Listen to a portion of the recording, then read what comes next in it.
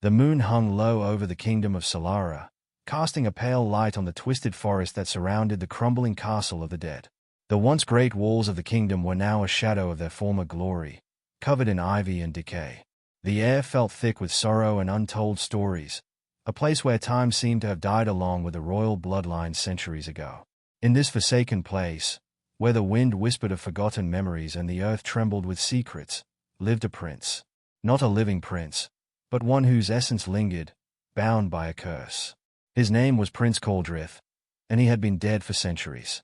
Caldrith's body was preserved, though not by magic. His flesh was pale, stretched over a skeletal frame, creaking with every movement. His hair, once golden, now flowed like silver, tangled and untamed. His eyes, black as the abyss, flickered with the faintest trace of what had once been emotion. But emotion had long been buried beneath death, rage, and solitude. He wandered the halls of his family's abandoned castle. Every step echoed, a ghostly reminder of a kingdom that had fallen, a prince who had lost everything. The people were gone, the kingdom in ruins. He was neither fully alive nor truly dead, cursed to walk the earth until something, anything, could break the hold that bound him here. On a moonless night, as the forest around him grew darker, he first saw her. Her name was Ileana. She was a mortal woman, full of life, the opposite of everything Caldrith had become. Her hair was like fire, flowing in auburn waves, shining in the torchlight. She had come to the castle seeking shelter from a storm, unaware of the dark history it held. She had no idea what lay beneath the surface of this ancient place, but something had drawn her in, perhaps the wind, or the haunting whispers that filled the air. As she passed through the crumbling gate, the temperature dropped. The hairs on the back of her neck stood up, but it was too late to turn back. She had entered. The castle walls loomed high, casting long shadows over the path.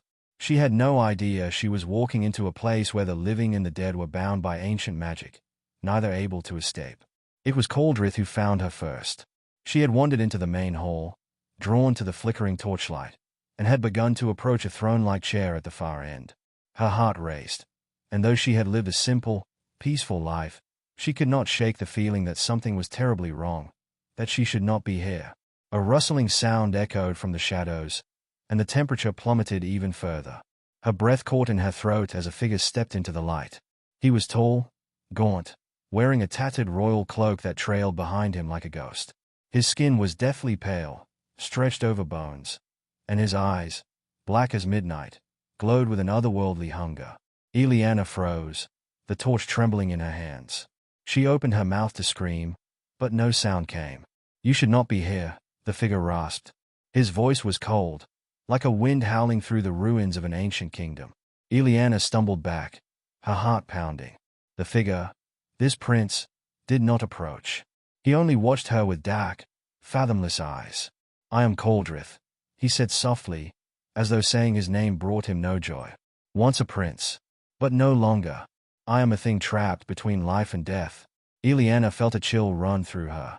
"A curse."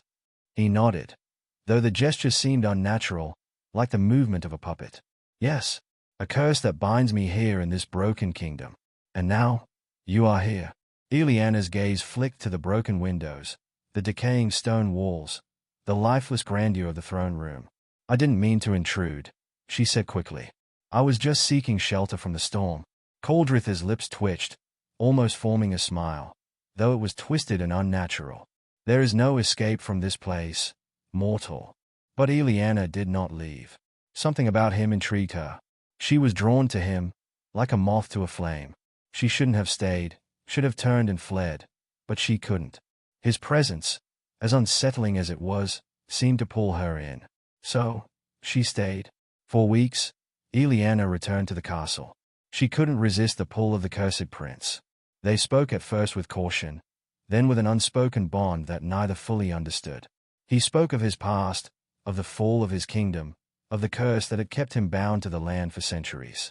She shared simple stories of her life, growing up in her village, the people she loved, the things that made her feel alive. In time, Ileana saw beyond his decayed form. She saw the prince he had once been, a noble young man, now just a shadow of what he had been, still longing for something he could never have. And despite his monstrous appearance, She felt an aching sorrow for him. And then, as impossible as it seemed, she felt something more. It was love. Coldrith's love was twisted, born not from the warmth of living flesh, but from the cold of death itself. He knew that. He knew it was dangerous, that it was futile. A mortal woman, so full of life, bound to him. An undead prince, cursed to walk the earth forever. A love that could never be returned in the same way. But that didn't stop him. One night, as they stood on the crumbling balcony overlooking the desolate land below, Coldrith's voice broke the silence. You should leave. You should live. You do not belong here, Eliana. You deserve more than this. Eliana's heart clenched. And what if I do not wish to leave? She asked softly. Coldrith's lips parted, his hollow eyes searching hers. You cannot love me. I am not of this world.